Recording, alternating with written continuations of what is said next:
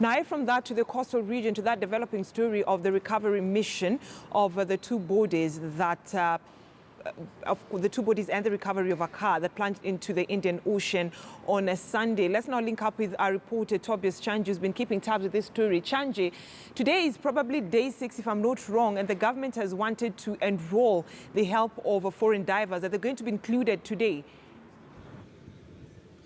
For sure, this is day 6 of the operation that started from Sunday this week.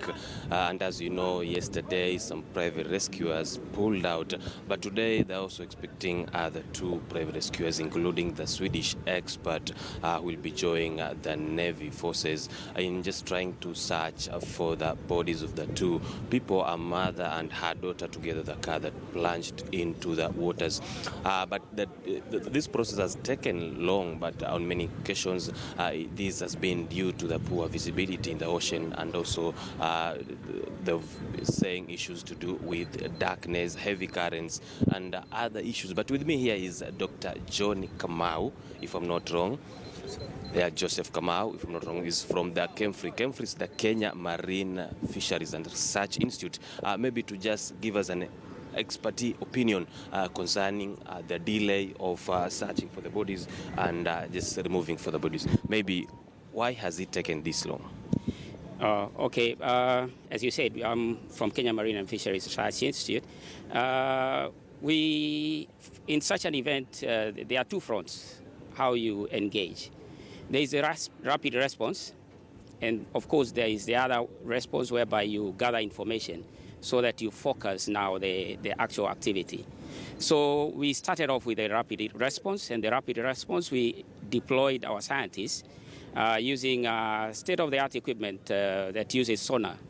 It's called an EK80, which we send sonar waves, and the sonar waves are able to locate any obstacle within there, whichever. So we've been collecting high-resolution data, doing several transects along the creek, and we've been identifying several objects.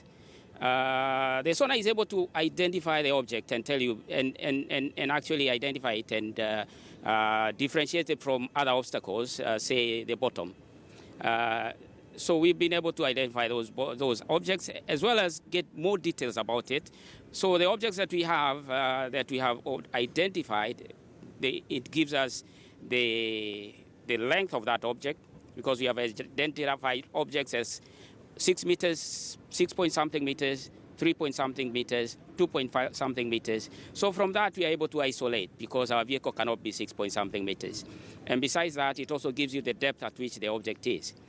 So we've been doing that and giving out the signals. But the other thing, the challenge with this creek is unlike the open sea, where you can have a visibility at a good day of 60 meters.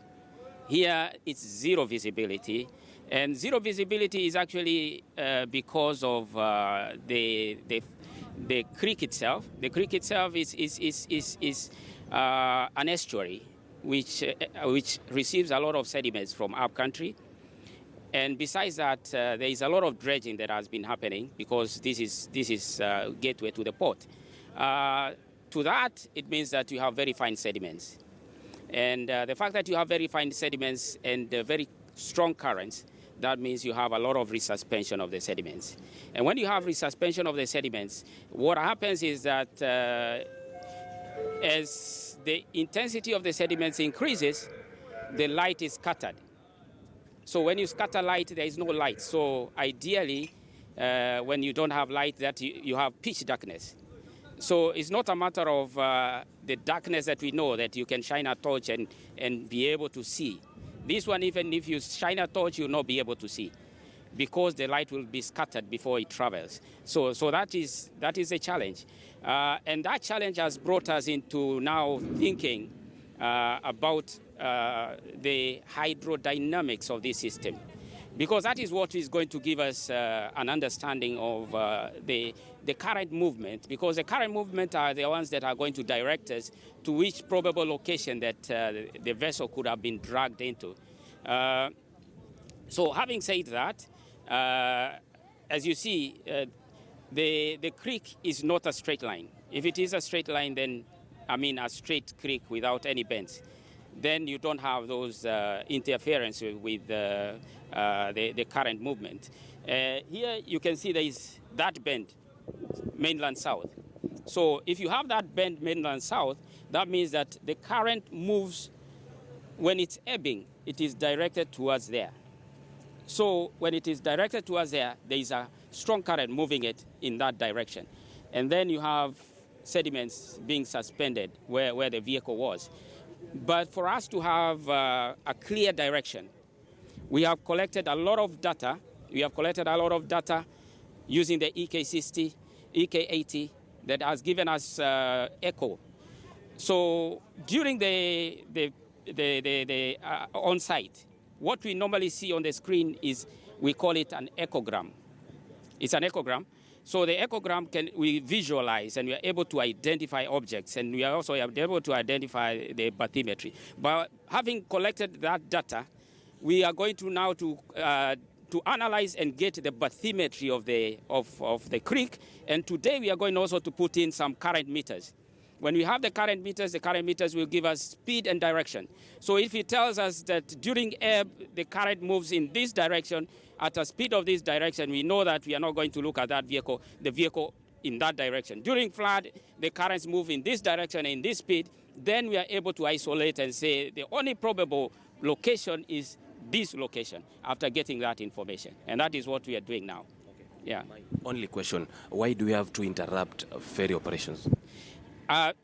Just for a minute. Okay. The interruption of the ferry operation is for saving lives, because you cannot have divers diving there and vehicles running. So you have to save lives. Okay. Yeah. Thank you very much, Dr. Joseph Kamau, just giving us an insight of how the process has taken a slow pace. He's told us about the issues to do with poor visibility and among other matters. Remember, today is day 6, and maybe we're just hopeful that we're going to find those two bodies with the wreckage of the car. Back to you in studio. Thank you, Tobias Chanjiven, as you continue keeping tabs with that developing story.